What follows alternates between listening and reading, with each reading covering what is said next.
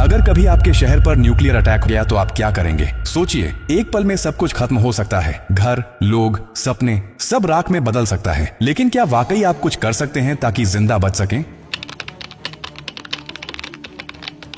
हाँ, अगर आप अभी से तैयार हैं, ये जानकारी जिंदगी और मौत के बीच की दूरी तय कर सकती है। क्योंकि जब एक न्यूक्लियर बम गिरता है तो सिर्फ धमाका ही नहीं होता, उसके बाद शुरू होता है वो खतरनाक खेल जिसे कहते हैं रेडिएशन फॉलआउट। और उसमें जो जिंदा बचता है वो भी धीरे धीरे मरने लगता है। सबसे पहले जानिए कि जैसे ही न्यूक्लियर बम गिरता है, एक तेज सफेद रोशनी आपके सामने आती है। इस रोशनी को देखना मतलब अपनी आंखों की रोशनी खो देना। आप अंधे हो सकते हैं, स्थायी रूप से। इसलिए पहला कदम, जैसे ही धमाके की खबर मिले या रोशनी दिखे, तुरंत जमीन पर लेट जाइए, अपनी आंखें और कान बंद कर लीजिए और चेहरे को किसी कपड़े से ढक लीजिए। ये पहली रक्षा है। अब सवाल उठता है कि कहां जाएं? तो याद रखिए, अगर आपके आसपास कोई मेट्रो स्टेशन है, बेसमेंट है, अंडरग्राउंड पार्किंग है, तो वहीं भागिए, क्योंकि जमीन के नीचे रहना न्यूक्लियर फॉलआउट से बचने का सबसे कारगर तरीका है। लेकिन अगर कुछ नहीं है तो अपने घर को ही शेल्टर बनाना पड़ेगा। सारी खिड़कियां, दरवाजे बंद कर दीजिए। हर छोटी छोटी दरार को भी किसी कपड़े, टेप या गत्ते से बंद कीजिए। हवा का एक भी रास्ता नहीं खुला रहना चाहिए। अटैक से पहले या जैसे ही खबर मिले, आपके पास सिर्फ कुछ मिनट होंगे। उसी वक्त पानी भरिए, बाल्टी, बोतल, ड्रम, जो भी है। याद रखिए, अटैक के बाद पानी में रेडिएशन मिल सकता है। नल से पानी बिल्कुल मत पीजिए, इसीलिए पहले से स्टोर किया हुआ पानी ही जिंदगी बचाएगा। खाने के लिए ड्राई फूड रखें, बिस्किट, ड्राई फ्रूट्स, पैकेज्ड खाना जो बिना पकाए खाया जा सके। अगर गलती से आप बाहर थे और रेडिएशन में एक्सपोज हो गए तो जैसे ही अंदर आए, कपड़े उतारिए, उन्हें एक पॉलीथिन में बंद कर दीजिए और खुद को साबुन और स्टोर किए हुए पानी से अच्छे से धोइए।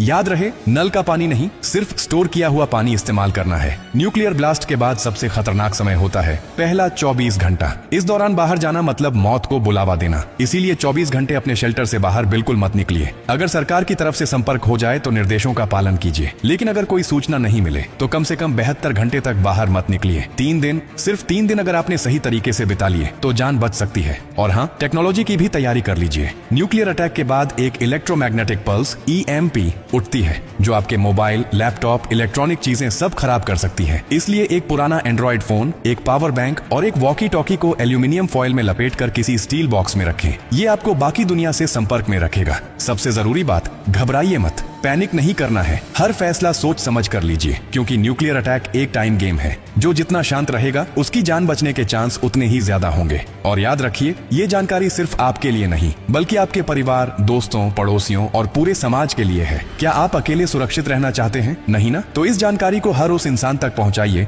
जिसकी जिंदगी की आपको परवाह है। हो सकता है आपकी एक शेयर से किसी माँ का बच्चा जिंदा रह जाए, किसी पिता की आखिरी उम्मीद बच जाए, किसी बहन का भाई लौट कर घर आ जाए। और यही तो असली इंसानियत है। और हाँ, जब आप जिंदगी बांट रहे हैं तो एक वादा भी कीजिए। डॉक्टर कार्डियो की हर पोस्ट से कुछ सीखेंगे और दूसरों को भी सिखाएंगे, क्योंकि हमारा मकसद सिर्फ कंटेंट नहीं, आपकी सुरक्षा है, आपकी जिंदगी है।